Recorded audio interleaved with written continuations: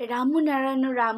আমি সর্বপ্রথম আমার ঠাকুরকে জানাই আমার প্রণাম এবং আপনাদের সকলকে জানাই বৈদিক অভিনন্দন। রামনারায়ণ রাম। এই বলে আমি আজকের তত্ত্ব আলোচনা শুরু করছি। প্রতিদিন নতুন নতুন ভিডিওর আপডেট পেতে আমার চ্যানেলটিকে সাবস্ক্রাইব করবেন এবং পাশে থাকা বেল আইকনটি প্রেস করবেন। কাজে নেমে এগিয়ে গিয়ে প্রশ্ন করলে সেই প্রশ্নের উত্তর দেওয়া যায়। প্রচেষ্টায় না গিয়ে অলসভাবে বসে বসে কথা বললে সেই কথার মীমাংসা কোনোদিনই হবে না। মীমাংসায় যদি আসতে চাও, কাজে ব্রতী হও। আপনি প্রশ্ন আসবে, আপনা থেকেই উত্তর আসবে। যার চুলকানি হয় সে সেই জায়গায় চুলকায়। অন্য চুলকে দিতে গেলে ঠিক জায়গায় হাত পড়বে না, ভালোও লাগবে না। কোন জায়গায় চুলকানি হয়েছে আর কোন জায়গায় চুলকাতে হবে তোমারটা তুমি নিজেই বুঝতে পারবে। এটাই ঠিক। নিজের থেকেই চুলকানি আসবে, নিজের থেকেই চুলকাবে, পরিষ্কার হয়ে যাবে। তখন আর কোনো গ্রন্থের সাহায্য নিতে হবে না। তোমার তৃষ্ণা পেয়েছে, তুমি জল পান করে নিলে।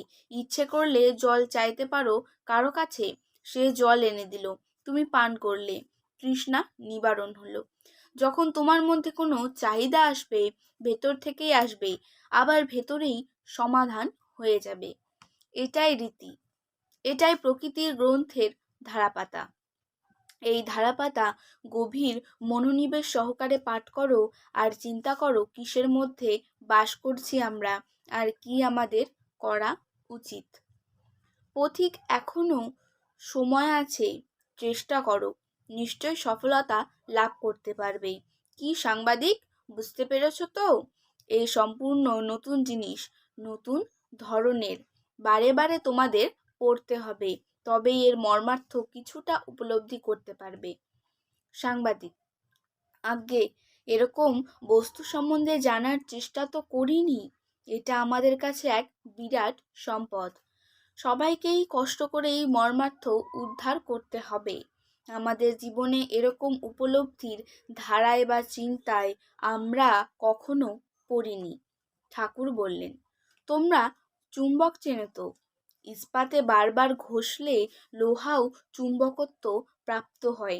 নার্স ডাক্তার নয়, কিন্তু বহু নার্স অনেক ডাক্তারের চেয়েও অনেক বেশি অভিজ্ঞতা রাখে। কারণ তারা সবসময় রোগীদের নিয়ে নাড়াচাড়া করে ও চিন্তা করে বলেই সে বিষয়ে দক্ষতা অর্জন করে থাকে। সুতরাং চুম্বকের স্পর্শে তারাও চুম্বকত্ব প্রাপ্ত হয়। তত্ত্বের কথা, তত্ত্বের স্পর্শ প্রথম প্রথম অনেকেরই ভালো লাগবে না, কারণ মজার মজার গল্প নেই তো। কিন্তু অতি মজায়ের অন্তর্নিহিতে রয়েছে। বৃক্ষটি কণ্টকময়, কিন্তু ফল অতি মিষ্টি। আমাদের জীবনে বেশিরভাগ ক্ষেত্রেই শিশু বয়স থেকেই যত রকম কল্পনা আর গল্পগুচ্ছের ঘটনা পরিবেশন করা হতে থাকে। তার ফলে সেই মন তৈরি হয়ে যায়, তার ওই ধরনের চিন্তা ভেতরে এসে বাসা বাঁধে। ফলে জীবনের গতিও ওই রকম ভাবেই চলতে থাকে। এটাই একটা ভাষা। তাতে না হওয়ার জন্য যত রকম প্রচেষ্টা, সেটাই দেখা যায়। আর জীবনের প্রতিটি সমস্যাই হয় দ্বন্দ্বে পরিণত।